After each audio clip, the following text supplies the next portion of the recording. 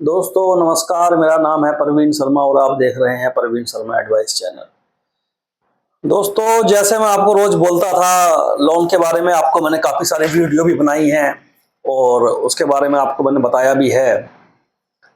तो आज मेरे पास एक व्यक्ति का फ़ोन आया, उनका नाम तो मैं नहीं बताऊंगा आपको क्योंकि किसी का नाम बताना अच्छी बात नहीं है।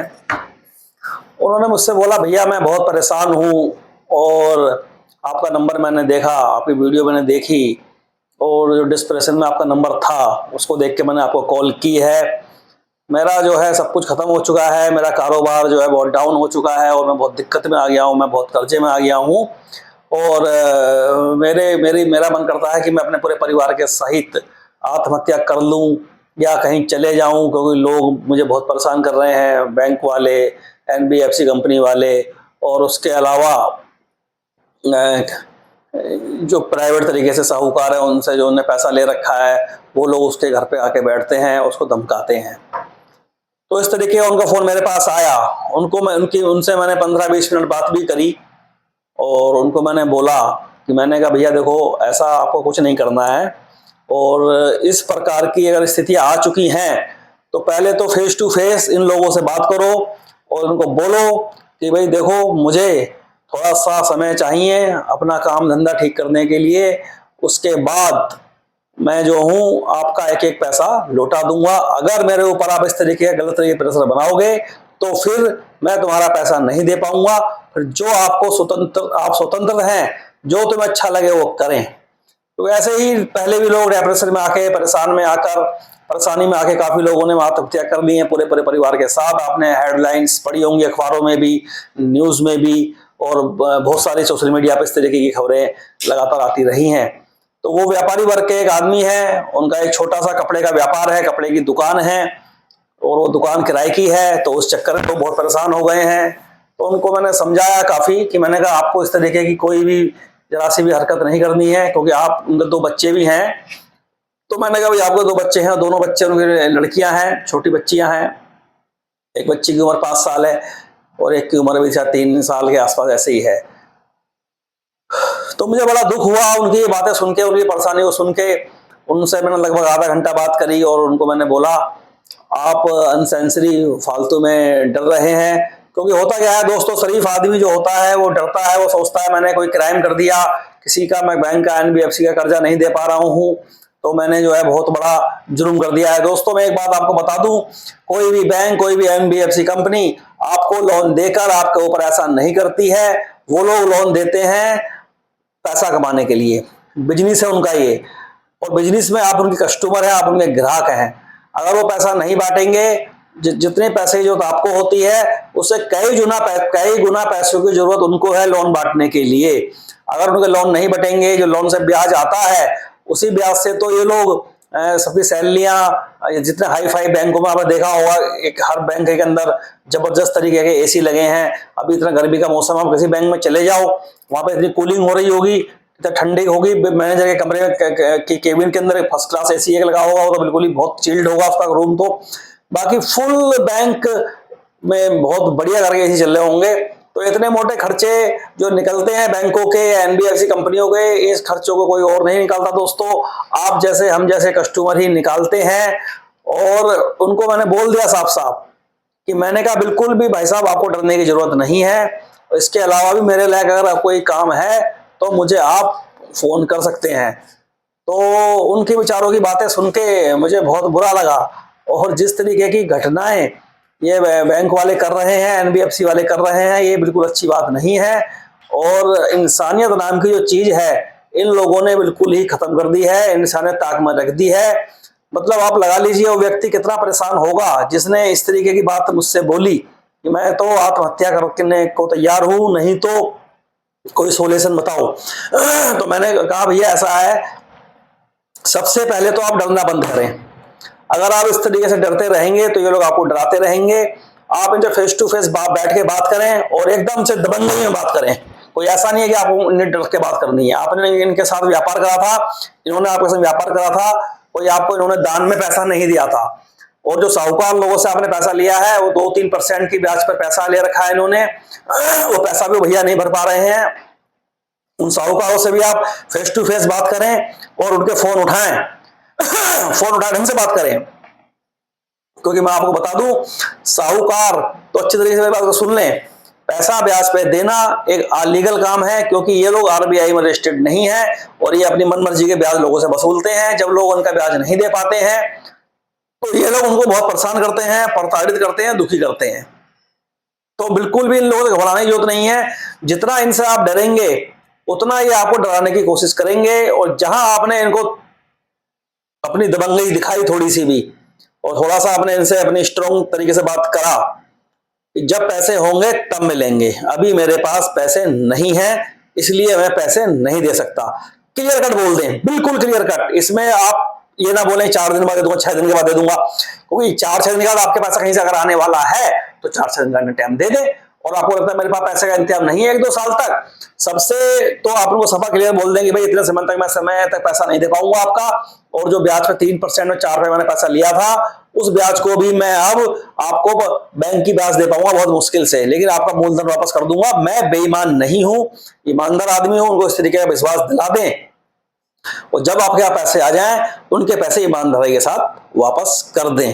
परंतु इसका ये सॉल्यूशन नहीं है कि आप अपनी जान दे दें, अपने परिवार को मार दें, इससे कोई फायदा होने वाला नहीं है। और मैं उन साहूकारों को भी कह देना चाहता हूं, बैंक एनबीएफसी वालों को भी कह देना चाहता हूं कि लोगों को उतना ज्यादा परेशान ना करें, इतना टॉर्चर ना करें कि वो इतने गलत विचार अपने दिमागों में लिया है। तो एक आम आदमी को पता नहीं होता है कि ये सब कुछ क्या है, उनको लगता है कि मैंने कोई जुल्म कर दिया। आपको कोई दोस्तों फांसी नहीं हो जाएगी, कोई जज साहब आपको 302 के केस में बंद नहीं कर देंगे, कोई आपको फांसी भी लटका दिया जाएगा। सिविल का मैटर है ना कि क्राइम का मैटर है। लोन का डिफॉल्ट होना सिविल का मैटर है। और ये जो जितने भी ये साहूकार हैं, ब्याज खाने की इनकी आदत पड़ गई है, इनको अपनी जिंदगी से बढ़ के ब्याज प्यारा है, तो इनको मैं समझाऊं ढंग से, अगर किसी फालतू में किसी शरीफ आदमी को परेशान करा तो आप एक अलीगल काम कर रहे हो, और तुम्हारे पास ना तो कोई आरबीआई का रजिस्ट्रेशन है ना कुछ है, और ये लोग चेक ले लेते हैं काम इंसान के, जब चेक बाउंस करवा देते हैं जब वो पैसा इनका नहीं भर पाता है। तो ये ऐसी हरकतें बहुत चल रही हैं, हर शहर में चल रही है। 2%, 3-4% तक का ब्याज ले लेते हैं, 1.5% से 2% तक का ब्याज बस लिया जा सकता है। उससे ऊपर का ब्याज कोई भी अगर लेता है साहूकार तो अलीगल काम कर रहा है, बिल्कुल अलीगल काम कर रहा है। और अगर कोई व्यक्ति पैसा नहीं दे पा रहा है उसको धमका कर तो अलीगल काम बहुत ज्यादा कर रहा है। साहूकारों से मैं एक बात और कहना चाहूंगा, आपने चलो उनकी किसी का काम चलाया, आपने मदद करी, अच्छी बात है हेल्प करना, परंतु आप उसको इतना ज्यादा धमका दोगे कि वो आपका पैसा नहीं दे पा रहा है, आप उसको धमकी दिन भर दोगे, अगर वो उस कंडीशन में सुसाइड कर लेगा तब भी तो आपका पैसा मर जाएगा, तब भी तो पैसा नहीं मिलेगा ना आपका। तो फिर भी तो बर्दाश्त करोगे कि जब आदमी दुनिया से चले गया फिर पैसा किससे मांगोगे आप लोग। तो थोड़ा सब्र रखो और उस व्यक्ति को समय दो, जिंदा रहेगा तो सबको आपका पैसा भी लौटा देगा, ईमानदार होगा तो ठीक है, उसके पास पैसा आ जाएगा, तो नहीं आएगा तो ईमानदार आदमी भी बेईमान बन जाएगा। वह उसकी मजबूरी है। मजबूरी में आदमी का बेईमान होना और एक जानबूझकर बेईमान होना, दोनों बातों में फर्क है। जो मजबूरी में बेईमान होता है उसको बेईमान नहीं बोला जाएगा, उसको स्थिति का मारा हुआ व्यक्ति बोला जाएगा। तो साहूकार भी ये बात समझ लें, उनके फायदे की बात भी बता रहा हूं कि आपने पैसा दिया है या बैंक एनबीएफसी ने पैसा दिया है तो ब्याज पे दिया है, अपना बिजनेस करने के लिए दिया है। और बिजनेस में घाटा होना कोई बहुत बड़ी बात नहीं है। बिजनेस में घाटा हो सकता है, जब हमारे काम में घाटा हो सकता है, कपड़े के व्यापारी के काम में घाटा हो सकता है, फैक्ट्री वालों को घाटा हो सकता है, जो ये मिल चलाते हैं चावल की, राइस मिल वालों को घाटा हो सकता है। तो आप भी तो बिजनेस कर रहे हो बैंक और एनबीएफसी कंपनी वालों, तो आपको घाटा क्यों नहीं हो सकता। तो वो घाटा को आप बर्दाश्त करें क्योंकि आप व्यापार कर रहे हो। तो व्यापारी का काम है व्यापार में पड़ा हुआ घाटा बर्दाश्त करना। आपने कोई पैसा किसी को संबंधों में नहीं दे दिया है, बिना ब्याज के नहीं दे दिया है, वो आदमी सालों साल से ब्याज भरता चले आ रहा है। कई लोग मुझे ऐसे ही मिले हैं जिन्होंने मुझे ये बताया कि भैया हमने 10 लाख रुपए लिए थे और 20 लाख तो ब्याज ही भर चुके हैं उनको आज तक, और आज भी इनका 10 लाख खड़ा है। तो अब उनकी स्थिति बिगड़ गई है, वो नहीं दे पा रहे हैं ब्याज। तो कह रहे पहले तो बड़ा ढंग से बात करते थे, तमीज से बोलते, चाय पानी पिलाते थे, इज्जत देते थे, अब इनकी ब्याज नहीं जा पा रही है तो ये हमें गाली गलौज कर बदतमीजी बोल रहे हैं। तो दोस्तों ये लोग किसी के सगे नहीं है। अगर ये लोग सिर्फ पैसे के पीर हैं, पैसे के भूखे हैं, पैसे का भूखा आदमी सिर्फ पैसे की भाषा समझता है, उसको कोई और भाषा समझ में नहीं आती है, चाहे वो कोई भी हो। ब्याज खोरों के अलावा और भी लोग होते हैं बहुत सारे दुनिया में जो सिर्फ और सिर्फ पैसे के लिए मरते हैं। पैसे से बढ़कर उनके लिए कुछ नहीं होता है। पैसा अगर आप उनको दे रहे हो, सब कर रहे हो, तो वो आपसे खुश रहेंगे। पैसा उनको नहीं मिल पाया, किसी कारण से लेट हो गया, तो आपसे बड़ा उनका दुश्मन कोई नहीं होगा। तो ये लगा लीजिए, ये दुनिया सिर्फ पैसे की है। पैसे से बढ़कर आपकी इज्जत, आपकी शोहरत, आपका सब कुछ पैसा है। पैसा है अगर आपके पास, तो आपके पास चार स्टाफ भी है, सब कुछ है, वरना कोई किसी का नहीं है। ये बात एकदम यहाँ सिद्ध होती है। आप ये समझ लें कि आपके माँ बाप, आपका परिवार, आपके बीवी बच्चे ही आपके काम आने वाले हैं। बाकी दुनिया के जितने भी रिश्तेदार हैं, जितने भी वो हैं, सब वो चीजें एक थर्ड पार्टी हैं, अलग है। बाकी कोई कुछ नहीं है। आप ये ना समझें कोई आपका बहुत खास है, कोई आपका एम्प्लॉय है, या कोई आप सोचो कि ये वो कुछ नहीं है। वो सिर्फ एक पैसे के लिए आपके यहाँ वर्क कर रहा है, काम कर रहा है, इससे ज्यादा कुछ नहीं है दोस्तों। ये बात मेरी आप लिख लें, और ऐसे लोगों से दूर रहें, उतना ही मतलब रखें जितना जरूरी है। फालतू में यह सोचे कि आप बैंक चले गए, आपको चाय पानी मैनेजर ने पिला दी तो आप बड़े खुश हैं। आपको नहीं पिलाई चाय पानी, जो आप महीने की पेमेंट किस्त टाइम से भर रहे हो, वो उसकी इज्जत है। आप 4 किस्त तोड़ के देख लो, आपको कल ठिकाने आ जाएगी, पता लग जाएगा आपको कितनी इज्जत मिलेगी आपको। आप किसी का पैसा टाइम से मत दो, देख लो तो पता लग जाएगा कितनी इज्जत है सामने वाले की नजर में। तो दोस्तों, अपना बिजनेस देखें, अपना कारोबार देखें पहले, उसके बाद सब कुछ देखें।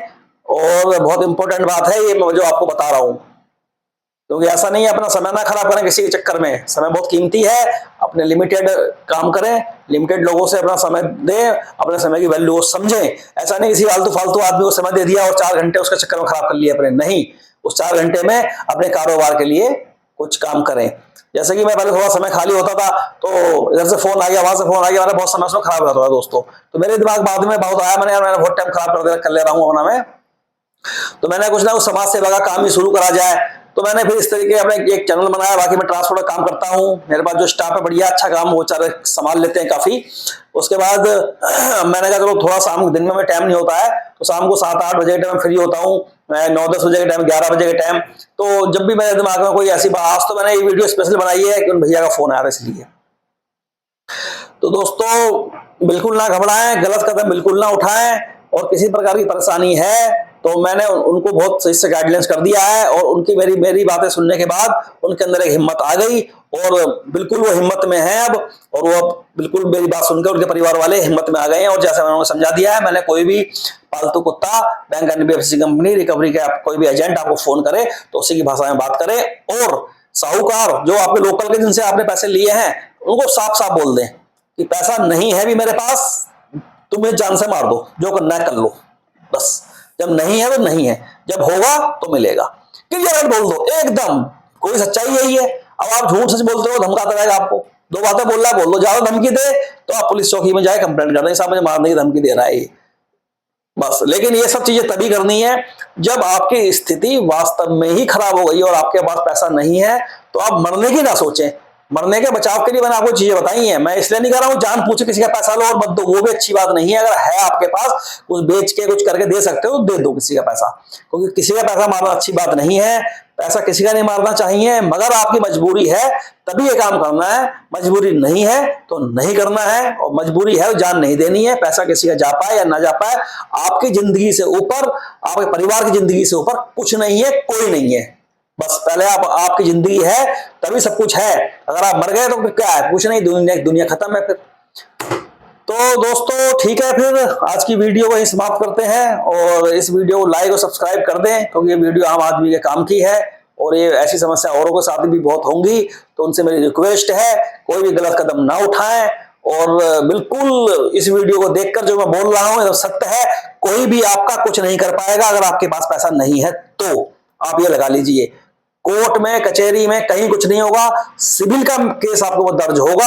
ज्यादा से ज्यादा बैंक, एनबीएफसी कंपनी क्या कर लेंगे, आपको चेक लगा देंगे, साहूकार आपका चेक लगा देंगे, इससे आगे कुछ नहीं कर पाएंगे।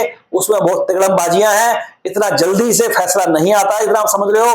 और उसके बाद भी ऐसा नहीं चेक बाउंस करा तो आपको तो परवाह से जेल हो जाएगी, ऐसा कुछ होने वाला नहीं है। तो आप बिल्कुल ना घबराएं, बिल्कुल ना घबराएं, बल्कि आपकी तो एक तरीके से लॉटरी निकल जाएगी जिस दिन चेक वगैरह लगा देंगे। फिर लास्ट हथियार चला दिया, फिर आप भी आजाद हो गए। आजाद कर लो अपने आप को, छोड़ दो दिन दुनिया के चक्कर, खत्म कर दो बातें, हो गया जी जो होना था, बिल्कुल आजाद कर दो। जो होना है हो गया, आजाद। मैं आजाद हूं आज के बाद, बस सफाई सोचो दिमाग में, क्योंकि आपने कुछ नहीं करा है, आपने बहुत मेहनत करी है। जो हुआ है आपकी परिस्थितियों के कारण हुआ है, बस ये ध्यान रखें। कोई आपको कुछ भी कहे, कहने दो, कोई फर्क नहीं पड़ता। जो रियल की स्थिति है वो आपको अपने बारे में पता है। ठीक है दोस्तों, नमस्कार।